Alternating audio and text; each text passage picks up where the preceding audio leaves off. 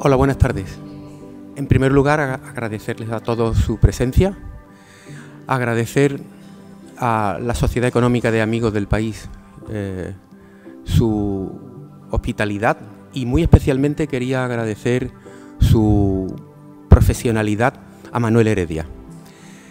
Agradecer también a la Asociación Bernardo de Gálvez el patrocinar este miniciclo de conferencias y a la Diputación Provincial. Para mí es un honor doble, por dos razones fundamentales, presentar al conferenciante.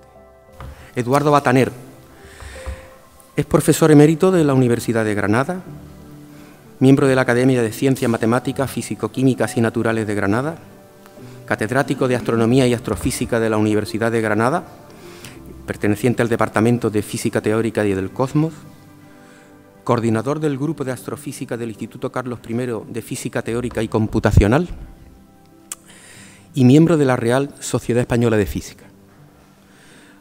Sus investigaciones inicialmente fueron sobre atmósferas planetarias y actualmente sigue investigando sobre magnetohidrodinámica de los medios interestelar, intergaláctico y pregaláctico, sobre la estructura a gran escala del universo y el fondo cósmico del microondas.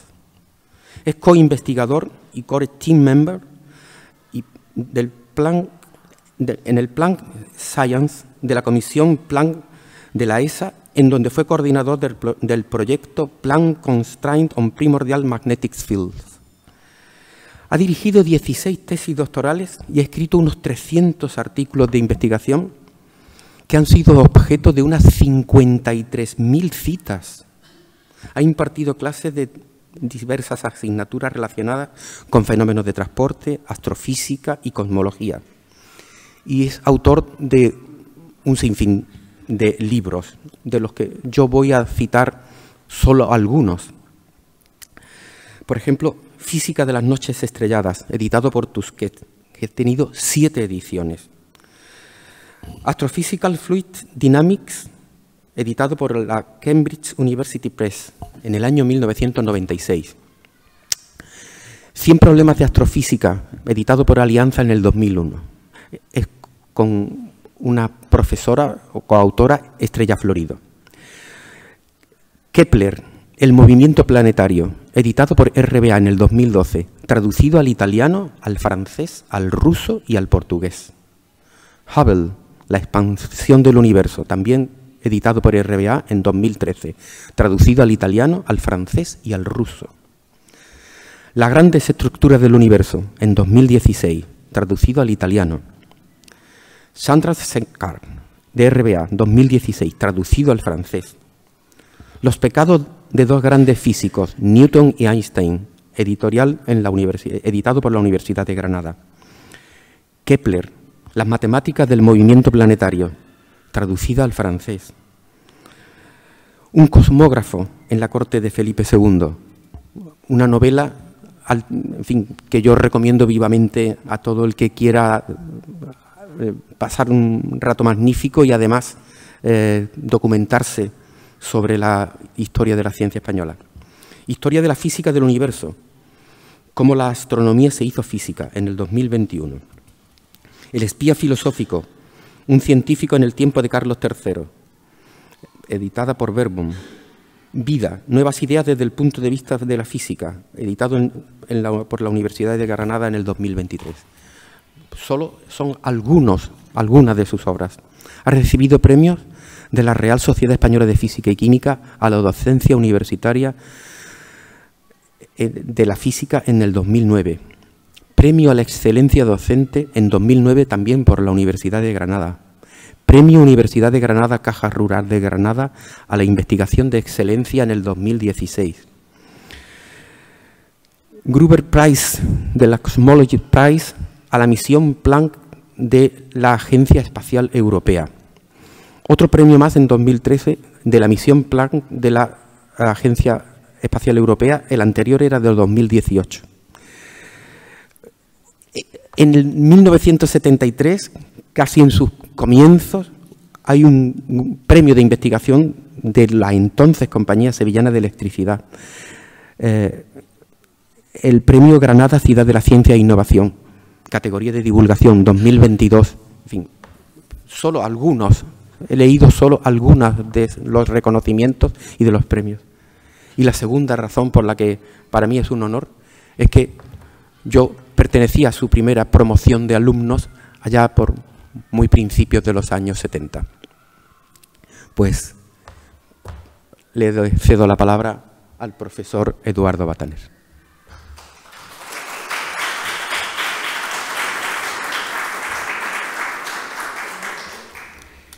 Yo me voy a ir abajo para ver. En primer lugar, ¿se oye bien? No es que... ¿Se oye? Bueno, pues estoy muy agradecido. En primer lugar, porque estamos organizado esto por la Sociedad Económica de Amigos del País, que junto a esta sala pues me trae al siglo XVIII. Y bueno, pues estoy muy agradecido a esta sociedad económica, a la Diputación Provincial de Málaga y a la Asociación Bernardo de Gálvez, que me ha permitido pues participar en este interesante ciclo de conferencias donde está la presencia de la profesora Elvira Roca Varela, que tanto hace por enterrar la leyenda negra que tanto atormenta a la historia de España. Y muchas gracias también, pues sobre todo de forma muy especial, a Antonio Montero por la presentación tan cariñosa y por haber organizado este ciclo y haber contado conmigo. Así que estoy muy agradecido por muchas razones. Bueno, pues vamos a empezar. Para que una cultura prospere, pues hacen falta muchas condiciones, pero de forma especial hay que resaltar que tenga una buena forma de escritura y que tenga una buena numeración, un buen sistema de numeración. Entonces, en España, pues por el norte, desde el tiempo de los griegos, desde el tiempo de los griegos, pues había venido por aquí el mejor alfabeto y por el sur, pues se había desplazado el mejor sistema de numeración, que era el sistema arábigo hindú. Y se tuvieron que encontrar precisamente en España. Y esto pues lo resalto un poco porque quizá el esquema es un poco simplista, pero en fin, me parece que responde a una realidad, y es que en España ya teníamos una tradición anterior al siglo XVI y que el momento tan importante de la ciencia española en el siglo XVI tenía sus raíces en siglos anteriores. De tal forma que, bueno, pues aquí también esto pues es excesivamente simplista. La capital de la cultura pasó de Atenas a Alejandría, a Bagdad, luego a Córdoba. ¿Cuáles eran los problemas astronómicos que tenían que resolverse en el siglo XVI? ¿Qué era lo que venía de tiempos pretéritos y que tenía que solucionarse en este siglo? Pues estamos en un siglo que precisamente es la confrontación geocentrismo-heliocentrismo. De los griegos nos venía la idea geocéntrica, la Tierra era el centro del universo, y en cambio, pues Copérnico decía que era el Sol. Piénsese además que entonces explicar el universo o explicar el mundo, como decían entonces, pues era explicar el sistema planetario, porque las estrellas no eran consideradas astros, eran luminarias que estaban ahí como pinchadas en una octava esfera, pero explicar el universo era explicar simplemente el sistema planetario, incluso en tiempos de Kepler. Bueno, pues esto era un problema. Había otro problema, de tipo práctico, que es la determinación de las longitudes. Pues para fijar una posición en la Tierra, pues hace falta fijar una latitud, lo cual se hace muy sencillamente viendo la altura de la polar, y había que determinar la longitud, que eso ya es más difícil porque una de dos, si conocemos la hora, no conocemos la longitud, y si conocemos la longitud, no conocemos la hora. Y entonces era un problema gravísimo, porque claro, para hacer un mapamundi, y entonces ya estábamos en tiempos donde era necesario un mapamundi, especialmente para Felipe II, era saber cuáles eran las coordenadas de latitud y longitud de todos los puntos de la Tierra. Luego, además, esto ahora parece hasta chocante. Para estudiar el universo, la idea que nos habían transmitido los griegos a través de los árabes, etcétera, era que había dos vías, la geometría y la música. Entonces no se pensaba que la física era lo que había que tener en cuenta para explicar el universo. Esto era un problema que también, bueno, y luego pues también que venía de un mundo donde todo se explicaba a base de unas esferas cristalinas, perfectas, transparentes, y como hoy sabemos, las órbitas son elípticas. Vamos a ver cómo ha ido contribuyendo pues España a resolver estos problemas.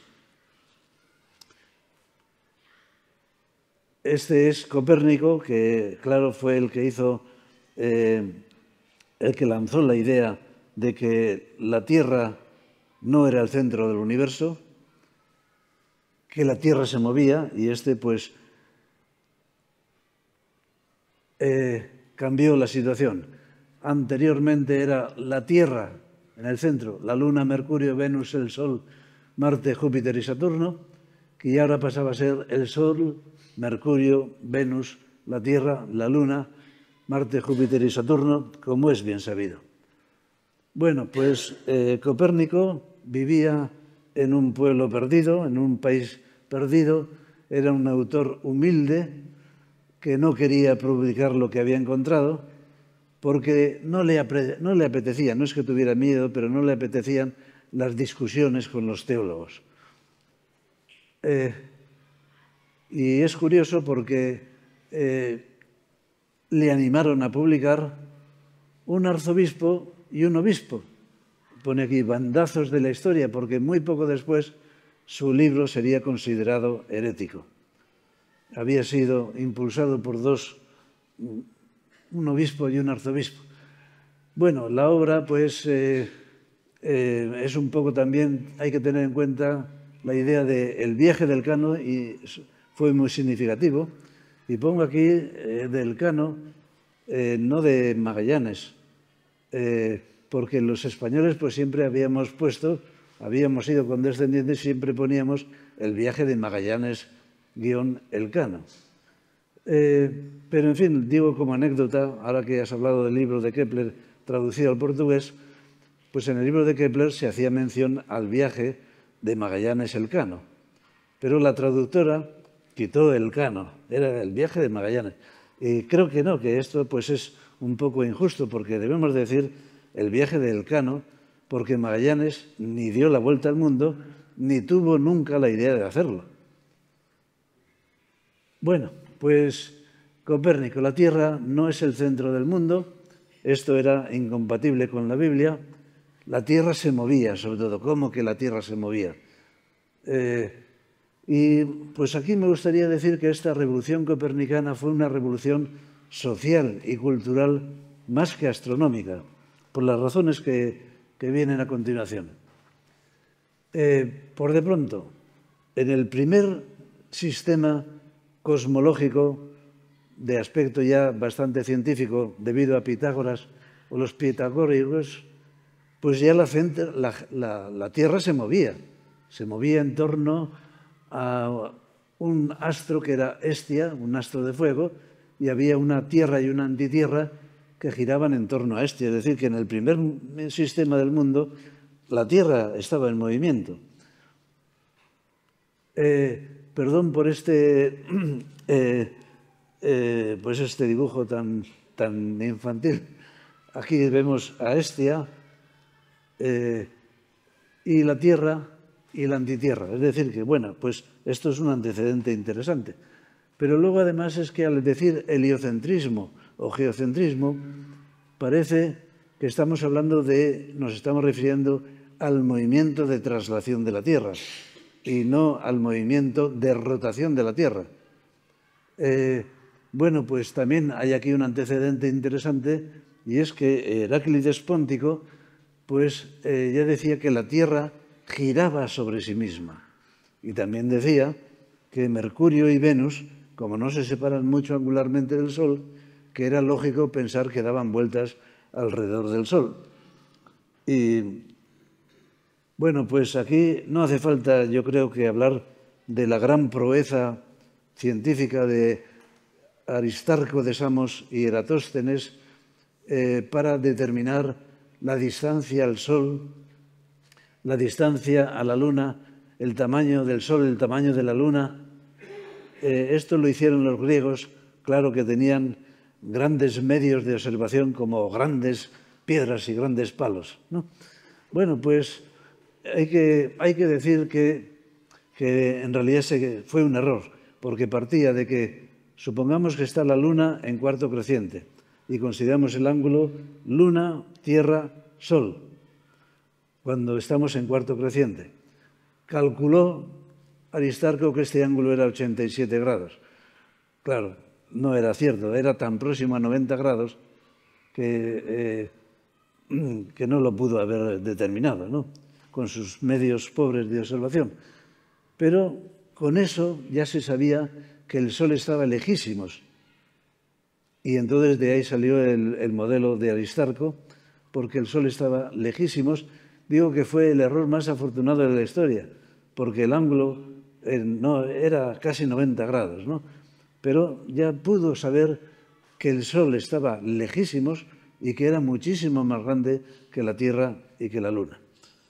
Bueno, pues más antecedentes, las tablas iljaníes. Dos soberanos en los mismos años, uno mongol en Maraga, que está hoy en Azerbaiyán, y Alfonso X están redactando unas nuevas tablas astronómicas. Pero estaban en contacto. La colaboración de Alfonso X, pues, para favorecerla, casó a una hija suya, Leonor de Castilla, pues se casó con el Khan de la Horda de Oro, que era una parte del Imperio Mongol. Yo cuando oí eso por primera vez, pobre chica, que la mandan a la Horda de Oro. Pero no, porque resulta que la Horda de Oro tenía su capital en Sarai Batu, que había sido, bueno, que era una ciudad de 75.000 habitantes, con 23 mezquitas y con un gran ambiente cultural, conviviendo en ella diversas etnias y religiones. Bueno, pues o sea que no iba a un sitio, es que la Horda de Oro impresiona ese nombre, ¿no? Bueno, pues hubo una relación entre los astrónomos de Toledo, de Maraga y de Pekín. Y fruto de esta colaboración, pues se supo que Pekín estaba, calcularon, a 124 grados al este de Toledo. Muy buena cifra. El valor real es aproximadamente 120 grados. O sea que ya habían determinado la longitud de una ciudad, de Pekín, y es que cuando también nos dicen el problema de las longitudes lo solucionó el señor Harrison en 1760. No, nada de eso. Ya Alfonso X había obtenido este gran, interesantísimo valor, pero luego el astrónomo Alonso de Santa Cruz, del cual vamos a hablar después, pues había escrito todo un libro con todos los métodos propuestos para determinar la longitud, incluyendo los suyos propios. Esto ya en el siglo XVI. Luego Felipe II había establecido un premio para ver que se presentaran los científicos y científicos que todavía no tenían este nombre. sabios, se decía entonces, ¿no? A ver quién podía resolver de una forma mejor el problema de las longitudes. Es decir, que el problema de las longitudes tiene una larga tradición en la España medieval y la España del Imperio.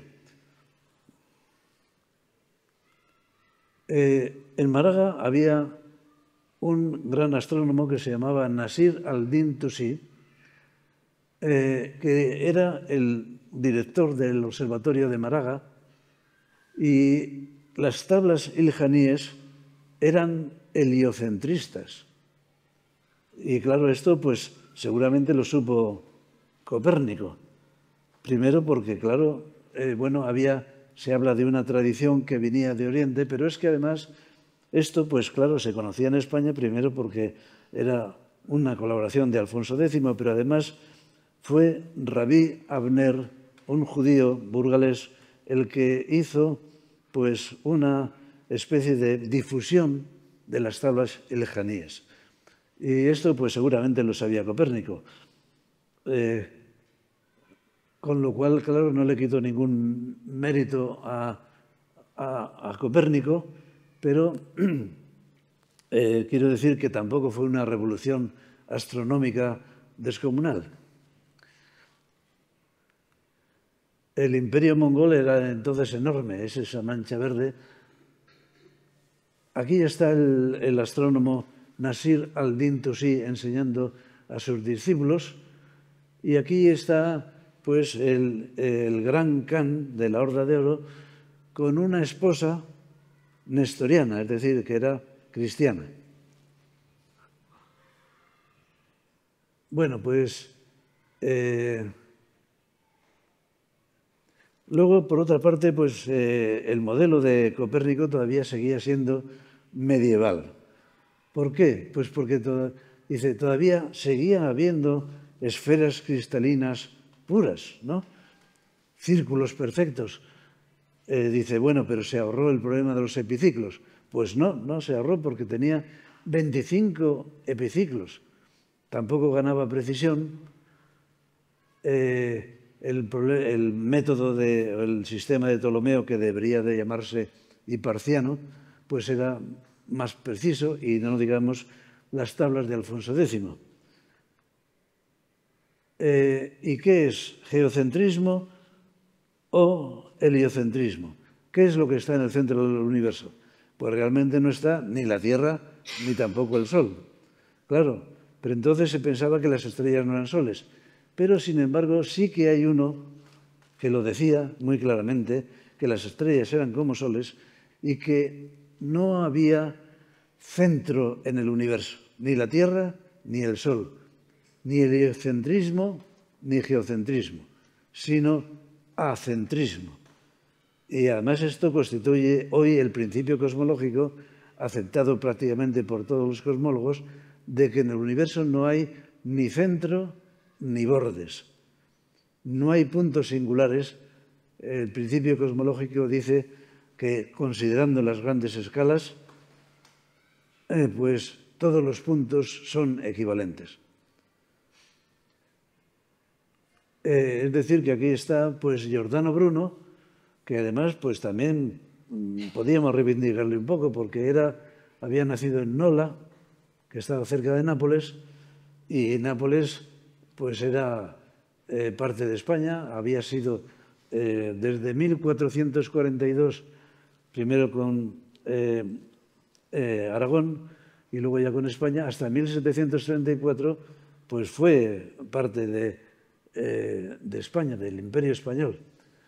Bueno, este pobre astrónomo, ardiente astrónomo, pues tuvo una trayectoria complicada. Aquí están todos los sitios donde enseñó. Y el último fue en Roma, donde fue quemado vivo, no solamente por sus herejías, que eran ciertamente muy pintorescas. Decía, por ejemplo, que el demonio se acabaría salvando, pero además por motivos científicos, porque era la pluralidad de mundos. Si si las estrellas eran astros, podían tener planetas, podían ser habitados. No creía en esferas cristalinas. Incluso dice párrafos pues, que nos hacen recordar un poco la relatividad. Porque se nos pregunta siempre a los cosmólogos que el universo se expande, pero se expande ¿dentro de qué? ¿No? Algo así como que hay un espacio en el cual se produce la expansión.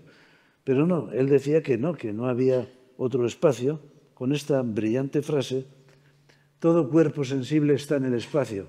Fuera del cielo no hay espacio. Más aún, tampoco hay fuera. Yo creo que esto es algo que dice la relatividad.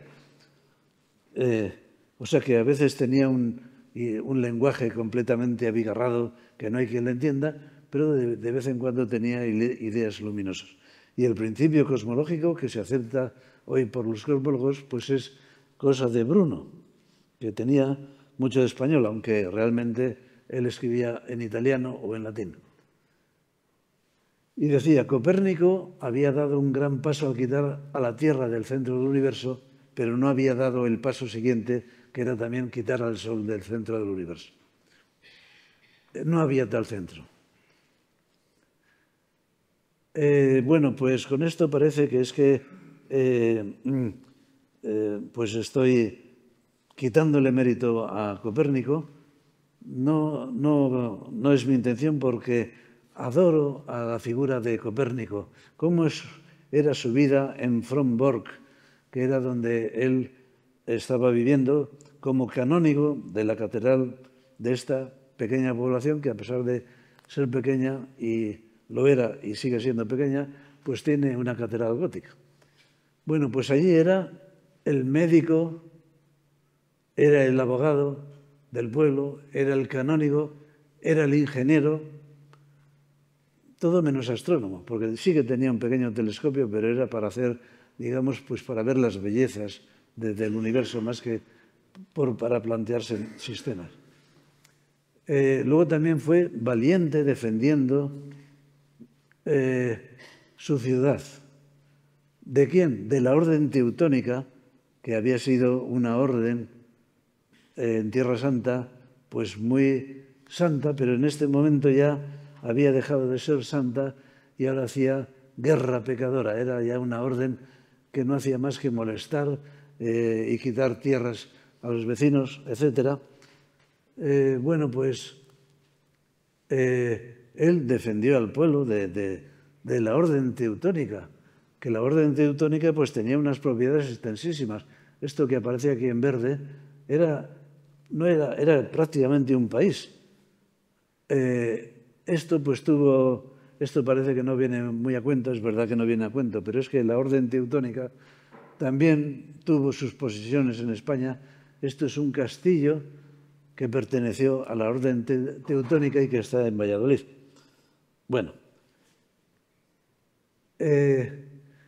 pues eso, teníamos la idea de que todo el universo tenía que explicarse a base de esferas perfectas, de círculos perfectos, y hoy sabemos que no son círculos perfectos, sino que las órbitas de los planetas son elípticas.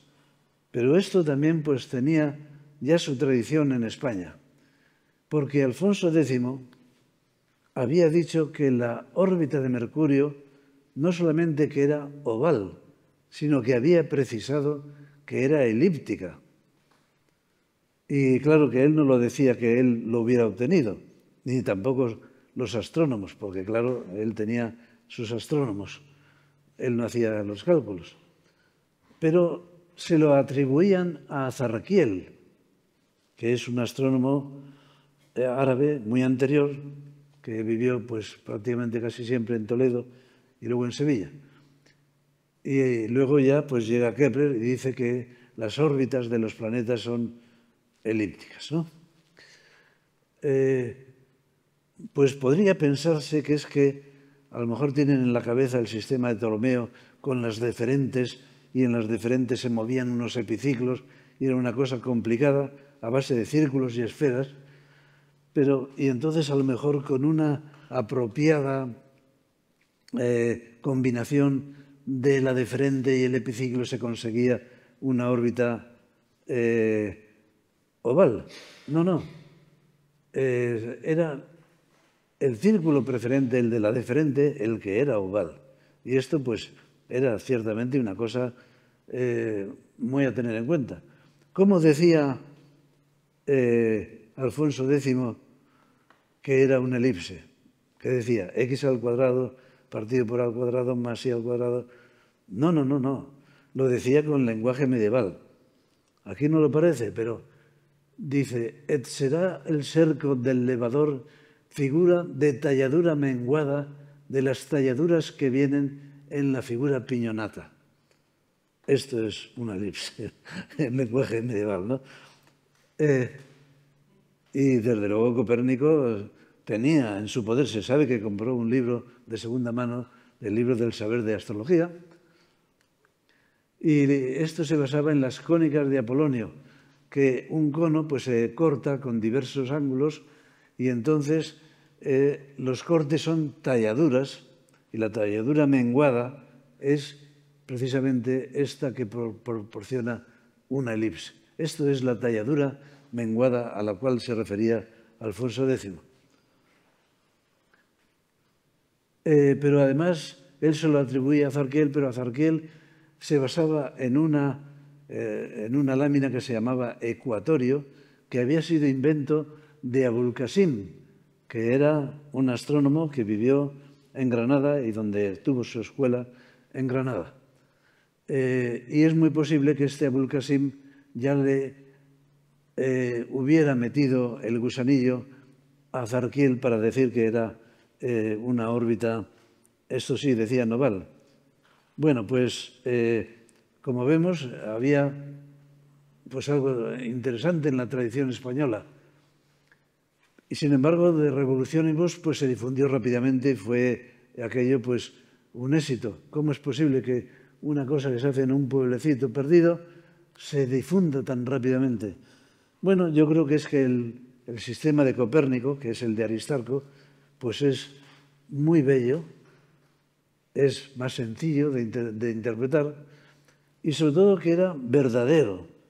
¿Qué quiere decir esto de verdadero? La palabra verdadero es una palabra peligrosa, ¿no? Bueno, peligrosa no es el adjetivo. Pues es que eso que decían al principio, que es que antes se pensaba que para estudiar el universo había que basarse en la música y en la geometría. Y resulta que no en la física. Y hasta en tiempos de Kepler le decían a Kepler, pero ¿cómo osas fusionar algo que es el universo y la física? Eso no tiene nada que ver.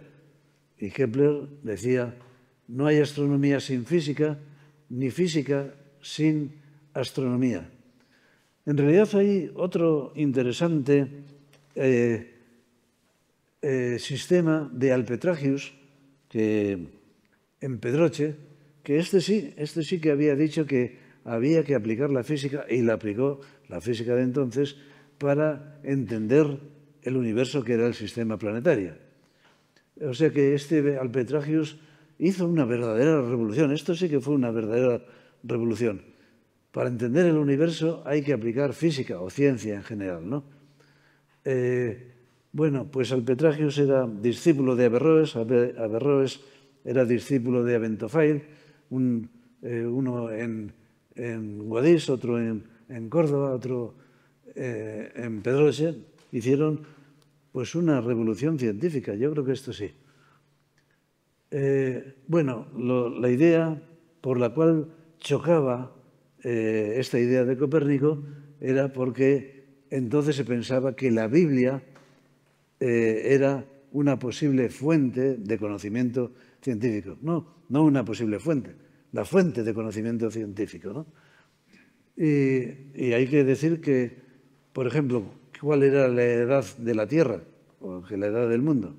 Pues se basaban en las genealogías de la Biblia desde Adán hasta Jesucristo, y entonces el mismísimo Kepler y el mismísimo Newton decían que la edad de la Tierra era de unos pocos miles de años, ¿no? Eso estamos hablando ya metidos en el siglo XVII, que hoy ya pues se sabe que el universo tiene un poco menos de 14.000 millones de años, pero al principio los números que se manejaban eran realmente bajos. Bueno, pues primero, ¿cómo recibieron la idea, la Reforma? ¿Cómo la recibió? ¿Qué decía Lutero de Copérnico? Así van las cosas ahora. Todo aquel que quiere ser inteligente ha de estar en desacuerdo con lo que opinen los demás. Ha de hacer algo por su cuenta. Es lo que hace este necio que quiere poner toda la astronomía patas arriba. Hombre, esto es interesante porque también nos dicen que es que la ciencia progresó más por el norte porque por la influencia protestante que estaba más abierta a las ideas de Copérnico. Parece que no. Pero Calvino todavía era más... ¿Cómo hablaba Calvino de Copérnico? Veremos algunos tan frenéticos, no solo en la religión, sino para mostrar en todo lugar que tienen una naturaleza monstruosa. ¿Qué dirán? Que el sol se mueve y que es la tierra la que se mueve, que el sol no se mueve y que es la tierra la que se mueve y gira. Cuando vemos personas así, hay que decir que el diablo las ha poseído y que Dios nos las ofrece como espejos para que mantengamos el temor hacia Él. Eso es lo que ocurre con todos los que debaten con cierta malicia y a los que no vale la pena enfrentarse. Hay algunos fanáticos que quisieran haber cambiado el orden de la naturaleza, incluso haber deslumbrado los ojos de los hombres y haber embrutecido todos sus sentidos. Esto era como se recibió en los países de la Reforma. Y en cambio, vamos a ver en España, pues como dijo en la conferencia anterior mi colega José Ramón Jiménez, en la Universidad de Salamanca era optativo. El estudiante podía ser enseñado o bien en el sistema de Ptolomeo o bien en el sistema de Copérnico. Carlos V compró, en cuanto salió el libro, 2 ejemplares de este libro de Revolutionibus, que era el libro de Copérnico. Compró 2, uno para él y otro para su hijo Felipe, el futuro Felipe II. Carlos V, pues era un enamorado de la astronomía y pues otro astrónomo famoso, Apiano, alemán, en realidad se llamaba Binewitz, pero en latín Binewitz es Apiano. Bine es pues abeja y Apiano también, ¿no? Bueno, regaló un libro maravilloso, Astronomicum Caesarium, y bueno, pues hay que decir que cuando se fue a Yuste Carlos V, pues se llevó los libros que tenía de astronomía, se llevó sus relojes, que además había relojes que reproducían el movimiento de los planetas, el famoso cristalino. No solamente se llevó a los relojes, se llevó al relojero, Juan L. Turriano, se llevó los mapas, se llevó la música. Es decir, que Carlos V no se retiró a tener una vida monástica preparándose para la muerte. No, él iba a disfrutar de la vida, que no había podido hacerlo en toda su vida porque estaba siempre viajando, siempre en guerra y siempre de un lado para otro, con una cantidad de viajes increíble. Bueno, pues llegó, sin embargo, un día fatídico cuando la Iglesia de Roma expurgó en 1616 3 libros. Uno, el de Copérnico. Otro, el de un español, Diego de Zúñiga. Este libro se llamaba In Job Commentaria, que era un libro donde decía que el heliocentrismo era más propio para estar en consonancia con la Biblia, es decir, que había más razones para pensarlo desde el punto de vista de la Biblia. Pero no es que él era un franciscano, pero no solamente era esto, conocía perfectamente el sistema de Copérnico, todos los detalles. En fin, pues Zúñiga pues se pasó la vida defendiendo el heliocentrismo y nadie se metía con él. Es decir, que aquí se hablaba esto con completa naturalidad.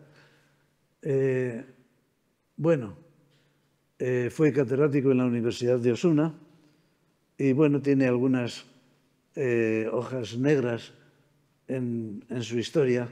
Por ejemplo, fue el que acusó a Fray Luis de León por lo que fue encarcelado. Pero bueno, es casi un honor que un libro de un español esté también expurgado por la Iglesia como el de Copérnico. Pues muy bien.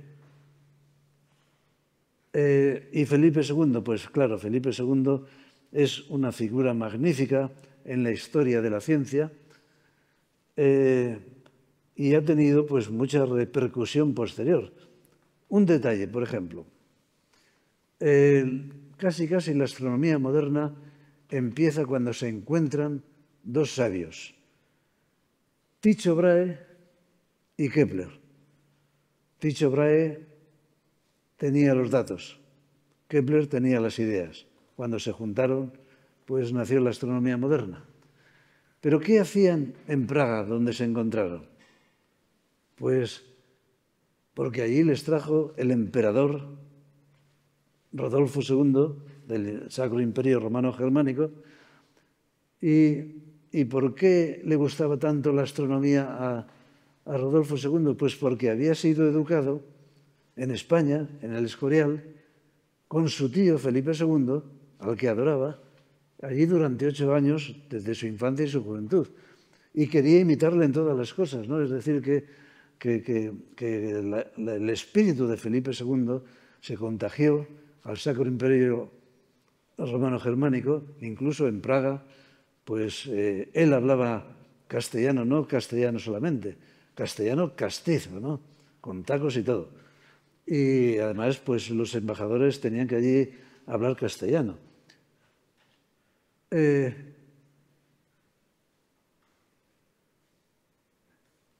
Favoreció Felipe II sobre todo la ciencia aplicada, lo que entonces se llamaba las artes. ¿Por qué? Pues porque había heredado un gran imperio, pero no sabía ni dónde estaba, más o menos, sí, pero no sabía dónde estaba. No sabía cómo era de grande, no sabía qué pasaba allí.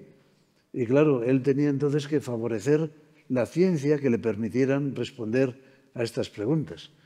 Entonces era muy importante la astronomía, no por sí misma, sino como herramienta para la navegación. Y la navegación, herramienta para la cartografía. Felipe II necesitaba el mapa mundi, el mapa del mundo. Y también, pues, por ejemplo, pues, se dedicó a favorecer la botánica, los jardines, que no eran jardines de adorno, eran jardines, sobre todo, con plantas venidas de América, y donde Felipe II aconsejaba a los navegantes que se fijaran en lo que decían los médicos indios, porque ellos sabían para qué servían las nuevas medicinas que se habían venido de América. Bueno, pues favoreció la ciencia útil, por así decirlo, la ciencia aplicada. Él necesitaba la aplicación, pero no dejó morir lo que hoy diríamos la ciencia teórica o la ciencia inútil. Por ejemplo, pues es que esto ya nos habló José Ramón Jiménez, Joserra, de grandes figuras de la ciencia. ¿Cómo voy de tiempo? Que a lo mejor no lo estoy controlando. Bueno. Casi 50 minutos. ¿Cuánto? 50 minutos. Bueno, pues voy a ver si me doy un poco de prisa. Pues figuras como Juan de Celaya y Domingo de Soto. No voy a hablar de ellas porque fue objeto, pero en fin, son figuras que quizás no son muy conocidas, pero que son decisivas en la historia de la ciencia. Y los inventos, pues hemos hablado de Juanelo Turriano, Jerónimo de Allanz, que le dicen que era pues el Leonardo da Vinci español. No, ya quisiera Leonardo da Vinci, porque los inventos de Leonardo da Vinci no funcionaron. Los 50 inventos de Jerónimo de Allanz, todos funcionaron, además todos presentados, todos patentados. ¿Cómo patentados? Si entonces no había oficina de patentes.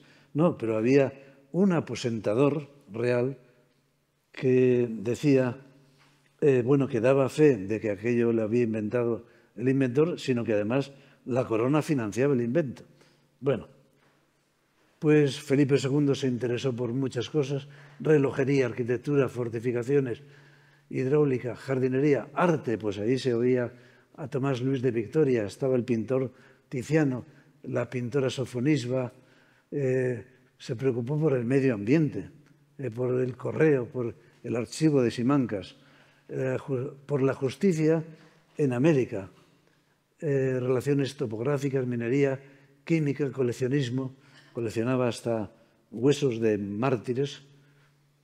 Bueno, fundó la segunda Academia de Ciencias de la Historia. Esto ya también nos lo dijo José Ramón. La primera fue la de Lisboa. Es que también nos dicen que si fue la Royal Society, que si fue la Académie des Sciences. No, fue la de Lisboa y luego la de Madrid. Y también promovió una primera expedición científica a América con propósitos exclusivamente científicos, astronomía y botánica fundamentalmente.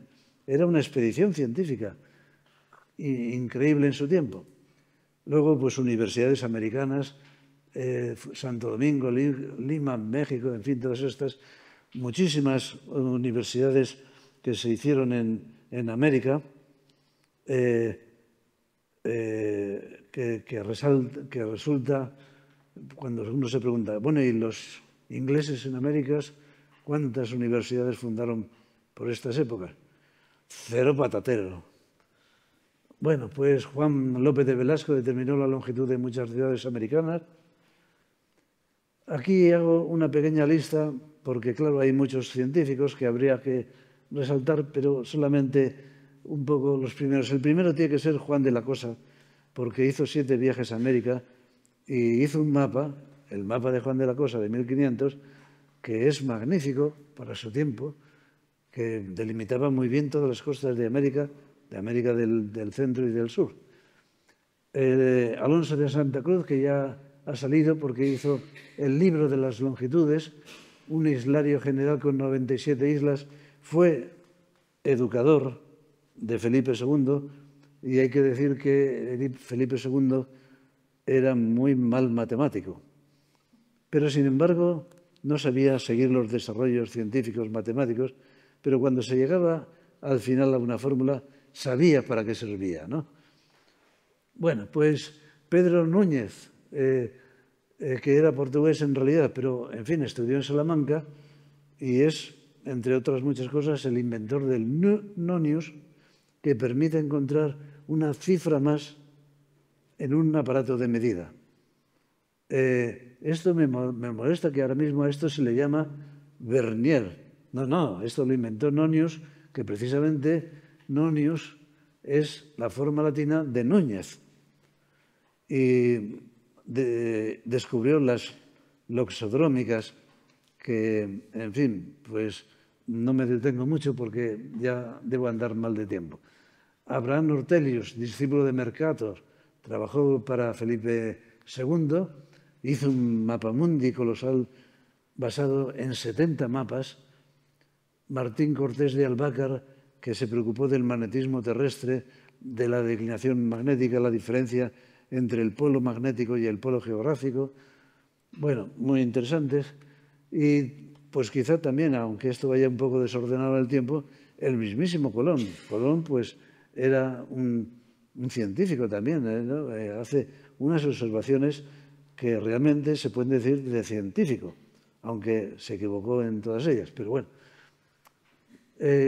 Pongo aquí un párrafo pintoresco en el tercer viaje de Colón. Fallé que no era redondo en la forma que escriben, salvo que es de la forma de una pera que sea toda muy redonda, salvo allí donde tiene el pezón, que allí tienen más alto, o como quien tiene una pelota muy redonda y en un lugar de ella fuese como una teta de mujer allí puesta, y que esta parte de este pezón sea la más alta. Antonio de Nebrija, que es más conocido por la gramática española, claro está, como lexicógrafo, pero resulta que también era un científico que escribió todo un libro de cosmografía donde dedujo el tamaño de la Tierra, le salía muy pequeño, lo cual pudo tener relación con el viaje de Colón, porque Colón debía de pensarse, según Nebrija, que la Tierra era más pequeña de lo que parecía, de lo que habían dicho los antiguos. Abraham Zacuto, magnífico judío,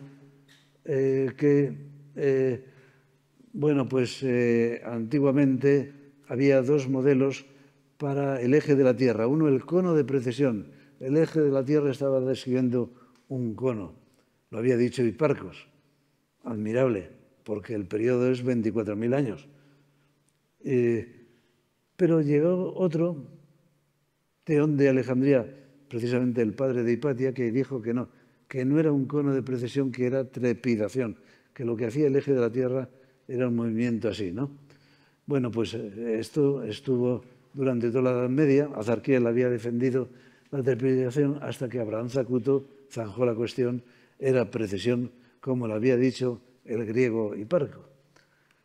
Jerónimo Muñoz, pues siempre se dice que hay la supernova de Tycho Brahe, que debía de llamarse la supernova de Muñoz, porque fue Muñoz el que hizo el estudio muy completo en un libro entero de la supernova que llamamos de Tycho. Pero es que lo decía el mismo Tycho, es decir, Tycho citaba a Jerónimo Muñoz como el que había hecho el estudio. Bueno, pues entonces estamos hablando de un momento de hegemonía completa de la astronomía española, un asombroso florecimiento científico en el siglo XVI.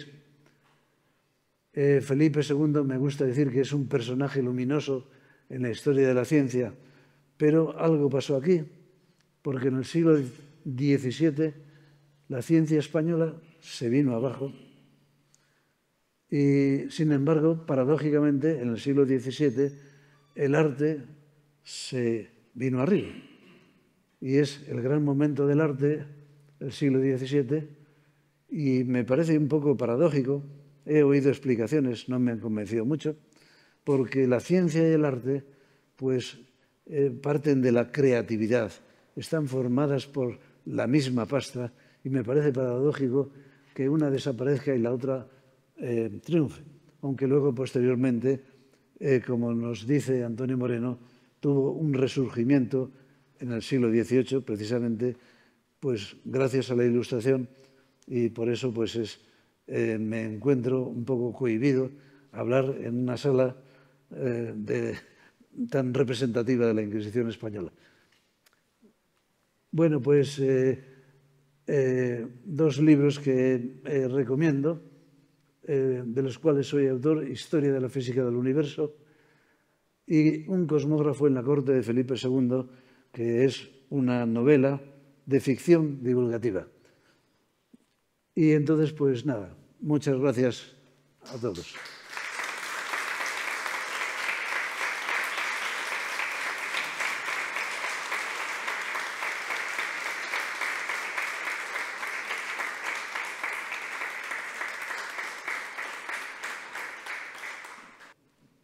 ¿Quiere alguien intervenir preguntando o añadiendo cosas? Sí.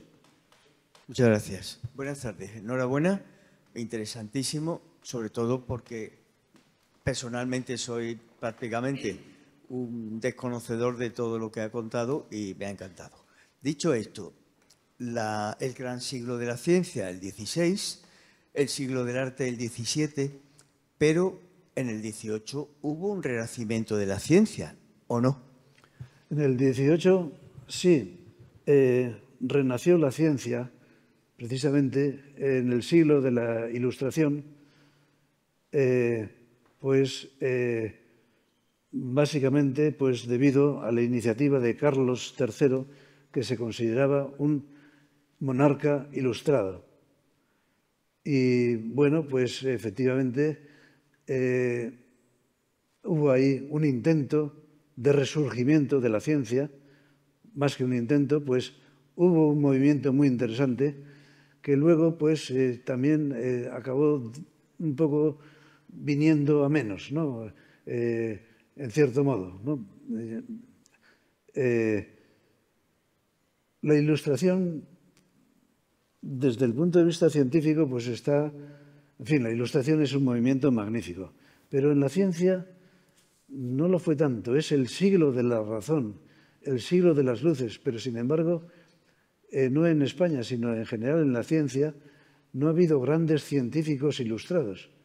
Curiosamente, el movimiento siguiente, que es el romántico, que es el siglo del corazón, de los sentimientos, pues fue más proclive a grandes científicos como son pues, Maxwell o Boltzmann o Darwin, en fin, pues, pero ciertamente querían hacer ciencia, era la razón, la ciencia se tenía que beneficiar, ella misma había inspirado la Ilustración y bueno, pues ciertamente pues fue muy importante en todos los aspectos,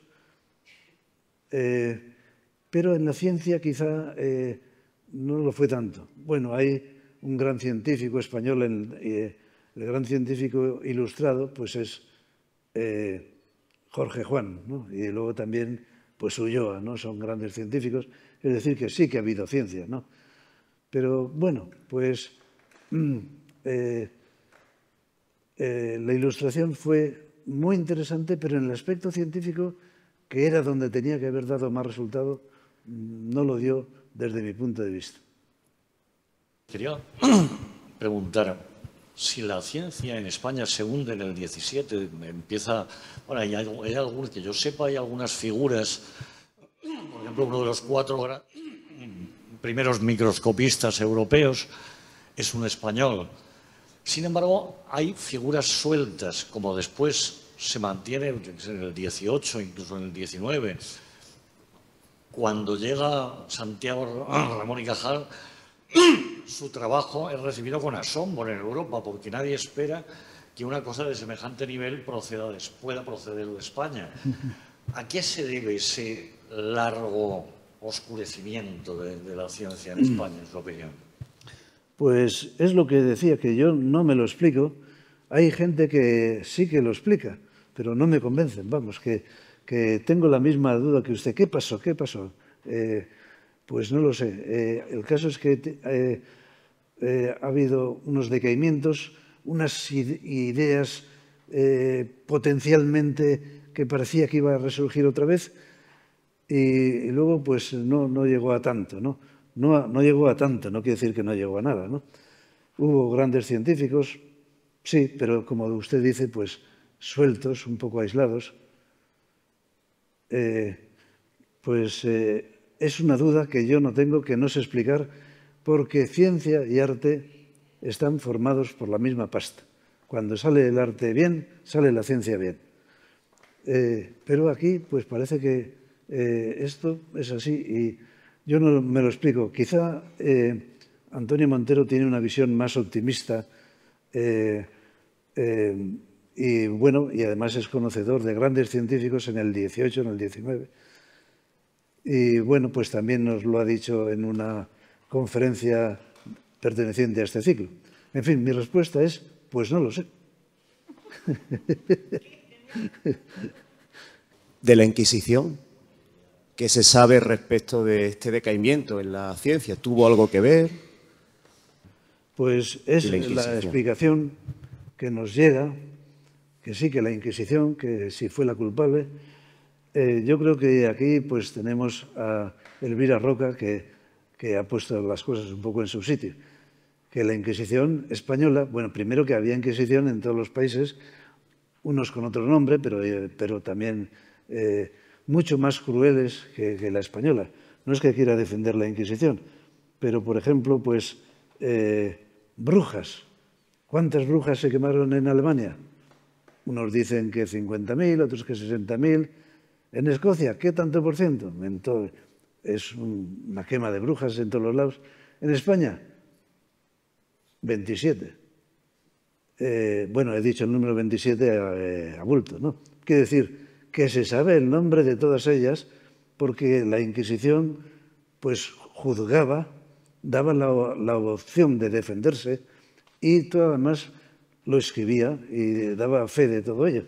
Era una entidad muy burocratizada, ¿no? Y total que pues también ha habido muertes con la Inquisición por herejía. Pues sí que las ha habido, pero ni mucho menos en comparación con otras inquisiciones. Yo creo que la Inquisición española, eso además es que cuando ahora se dice la Inquisición, se entiende que es la española, pero ni fue la primera ni fue la última. O sea que yo no creo que la Inquisición, y aparte de eso, que la Inquisición también hubiera sido nefasta para el arte. Quizá con más razón, ¿no? Pues bueno, pues yo no creo que la Inquisición española tuviera la culpa.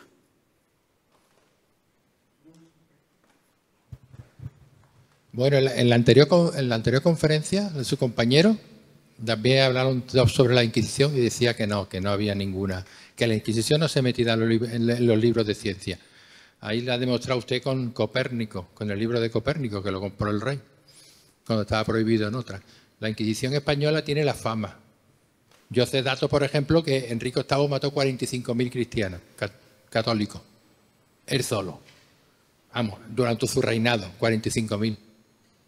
Y la Inquisición española se calcula que son 1.000 y pico. Sí, sí. Además, por eso digo pues, que la Inquisición española es la fama, ya está. La mala fama, la leyenda negra contra España. Estoy de acuerdo y además pues aquí tenemos a Elvira Roca, que precisamente es una experta, donde ha puesto las cosas en su sitio con unos estudios muy claros, porque es aportar sobre todo datos. Es que a veces los datos no hace falta ya ni explicarles, ¿no? Con los datos ya sale casi la explicación. Y pues es una forma inteligente de interpretar esos datos y que pues debemos a Elvira Roca esos dos, no sé si más, magníficos estudios sobre estos asuntos. La Inquisición española, pues bueno, yo no la defiendo, pero no fue ni mucho menos la peor ni la única, ¿no? Esperaba que nos hubieras contado algo de Juan Roger. ¿De quién? De Juan Roger. De Joan Roger y su telescopio. Pues también, eso es verdad. Otra de las cosas, ¿quién inventó el telescopio? Pues, bueno, no hay unanimidad, unos dicen que sí fulanito, que menganito, Galileo desde luego no.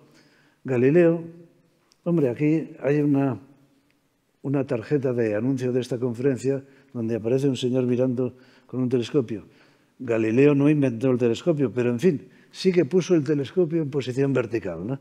Los otros era para ver a los enemigos o para ver al vecino o lo que sea.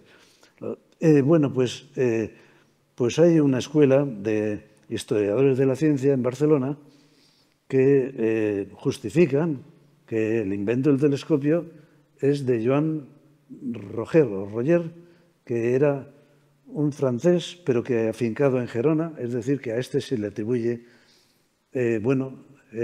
nos quedamos ahí también solos diciendo que el invento del telescopio es español. Pues sí, parece que sí. Desde luego es en las primeras noticias que hay es de Juan Roger. Efectivamente, es una puntualización interesante que además incide en todo esto, ¿no? Siempre nos estamos repitiendo la historia que nos han contado los anglosajones.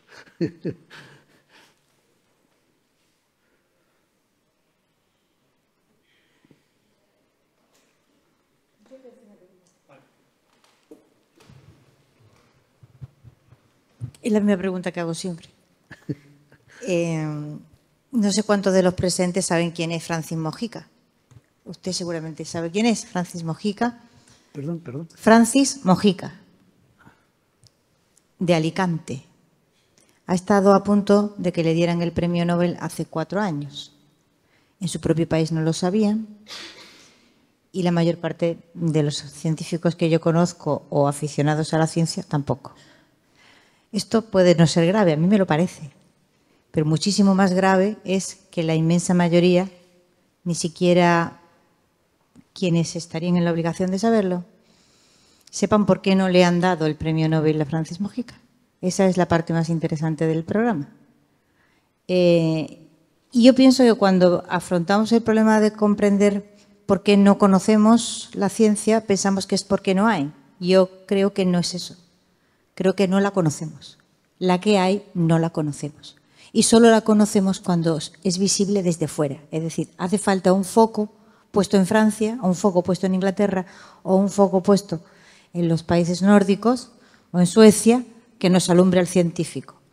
Y si no lo alumbra, nuestras propias luces, nunca mejor dicho, no son capaces de darle la relevancia que se merece, ¿no? El caso de Mojica, al que yo he seguido durante todo este periplo con el premio Nobel dichoso, sabiendo que no se lo iban a dar desde el principio, no es más que el resultado de no tener un país que sabe lo que hay que hacer para promover un candidato al premio Nobel. Así de simple. Los conocimientos se transmiten, se leen y se... Sí, claro que sí.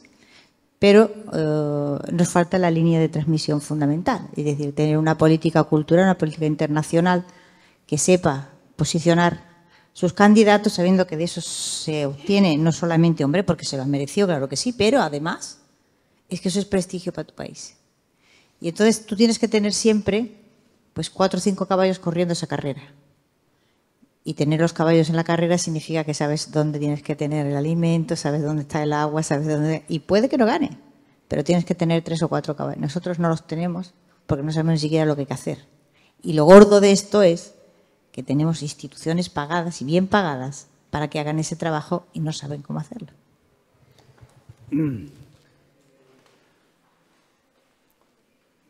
Yo creo que es una reflexión muy lúcida. Efectivamente, aquí muchas veces nos enteramos del valor de algunos de nuestros artistas o científicos porque nos lo dicen los de fuera. Y quizá lo malo de esto es que los intelectuales españoles muchas veces tiramos piedras a nuestro propio tejado. Y bueno, pues la verdad es que hay historiadores de la ciencia en España bastante buenos, pero no sé por qué no ha trascendido al público, ¿no? Hay buenos historiadores, pero quizá no han conectado con el público todavía, ¿no?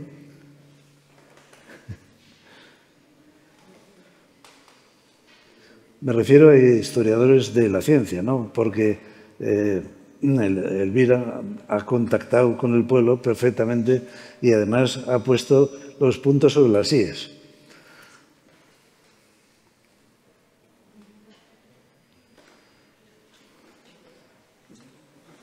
Bueno, pues...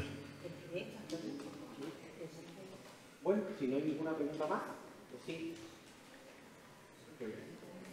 Agradecerle su presencia, sus preguntas y, en fin, espero que sea posible en el futuro.